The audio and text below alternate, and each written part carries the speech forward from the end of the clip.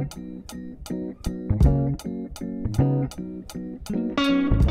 coup, je m'appelle Kevin, j'ai 29 ans, je suis originaire de Genève et à la base, je suis travailleur social, éducateur spécialisé. Et là, ça fait maintenant 4 ans que je suis tatoueur artiste. J'ai toujours écrit depuis que j'étais petit. C'était vraiment un moyen pour moi de mettre des mots sur des choses que j'arrivais pas forcément à exprimer. Et c'est vraiment des choses qui m'ont toujours fait du bien. Et c'est vrai que quand j'ai commencé à tatouer, ouais, c'est un peu en cerveau que j'ai commencé directement à tatouer des mots. Et c'est vrai que à la base, c'était assez naïf et beaucoup plus léger que maintenant. J'avais un peu moins conscience de ce que je faisais, on va dire. Mais ça a toujours été sur des mots bienveillants, des mots positifs. Et bah là, avec le temps, ça s'est de plus en plus amplifié, on va dire. Et des choses que j'écrivais, que je n'osais pas forcément partager, maintenant, je le fais beaucoup plus facilement, en tout cas. Mais là, j'ai envie d'être le plus en accord avec moi-même et de ne pas avoir honte. Tu vois, là, si je suis pour une phase où ça va pas bien, bah, mes flashs, en gros, les phrases que je vais proposer, bah, elles m'en tournent autour de ça parce que c'est ce que je vis actuellement. Et au contraire, si ça va hyper bien, je vais pas forcément écrire des trucs hyper sombres. Mais le but avant tout, c'est quand même, même si c'est un message qui peut paraître triste, on va dire, c'est qu'il y a un message d'espoir. En toute honnêteté, je pense pas que je suis à l'extrême opposé de ça, parce que, en toute honnêteté, moi-même, j'ai énormément de peine à exprimer mes émotions. Et c'est vrai que moi, dans ma vie de tous les jours, euh, bah, avec les gens que je rencontre quotidiennement, tu vois, les personnes qui vont se faire tatouer, en toute honnêteté, j'aurais aucun mal à exprimer mes émotions ou partager des choses que j'ai vécues qui ont été compliquées. Mais c'est vrai qu'avec mes proches, ça reste quand même assez compliqué. Mais il y a une énorme amélioration depuis, on va dire, depuis que je suis enfant, adolescence, etc. Parce que je suis en constance, je suis en constante évolution et c'est ce que j'ai envie de faire. J'ai du mal avec les relations qui sont pas 100% entières. Quand j'ai une relation avec quelqu'un, que ce soit amical, peu importe, j'ai envie qu'elle soit même pure, qu'elle soit vraiment.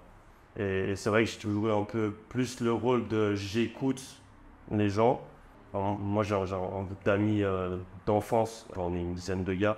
Et, et avec du recul, maintenant, je prends conscience que j'ai un peu toujours eu ce rôle d'écouter. Après, dans tous les cas, quand ça rentre dans l'émotionnel, c'est compliqué. Entre nous, entre gars, il y a un mélange d'ego, de pudeur, peut-être, je ne sais pas, je n'ai pas exactement euh, les mots exacts. En fait, j'ai l'impression qu'il y a un tableau qui est tellement grand que ça, on met de côté et puis on se concentre sur autre chose. Et même quand on sait que c'est la merde, on n'en parle pas. On fait en sorte que ça aille mieux, mais ouais. Moi, j'ai déjà été voir un psy euh, quand j'étais plus jeune, mais je pense que c'était pas la meilleure manière de le faire, ni le bon moment. Parce que j'avais été envoyé par l'école, parce que ça se passait pas bien, au niveau du comportement, etc. Du coup, ça s'était pas très bien passé, honnêtement, mais parce que moi, je pense que j'étais à ce moment-là de ma vie assez fermé sur le sujet, et que j'avais pas forcément envie de parler avec quelqu'un de mes problèmes. Du coup, c'est pas forcément une expérience que j'ai retenue et qui m'a aidé. C'est plus maintenant, avec le temps, avec les années, que là, en gros, ça fait, je sais pas, ça fait un bon moment que je me dis, ah, ce serait cool que j'aille voir un psy. Pour moi, tout le monde devrait aller voir un psy, même. Ou en tout cas, pas forcément le truc de psy premier degré thérapie, mais d'avoir un espace pour pouvoir déposer.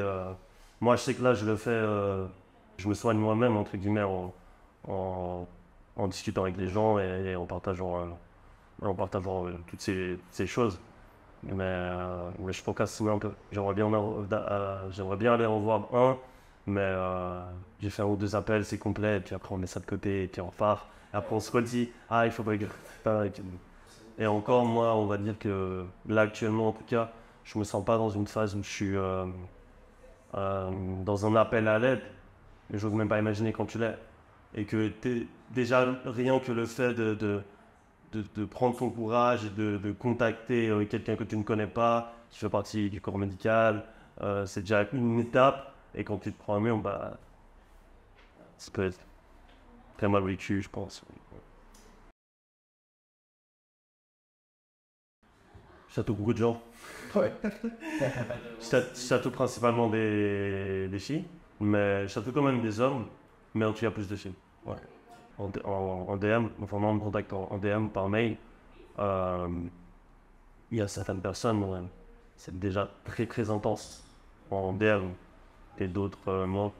Et c'est vrai peut-être qu'avec les hommes c'est plus direct. J'ai l'impression que ça fera un peu généralité de dire que les hommes qui viennent discutent moins de leurs émotions que les femmes parce que finalement c'est pas forcément vrai parce que si la personne elle vient pour un de mes flashs ou pour le projet raconte-moi où on discute et on trouve ensemble la phrase, voilà, dans tous les cas il y aura la discussion et je pense pas qu'il y aura un tabou particulier euh, parce que ça et peut-être que ça aide que le fait que moi je sois un homme aussi.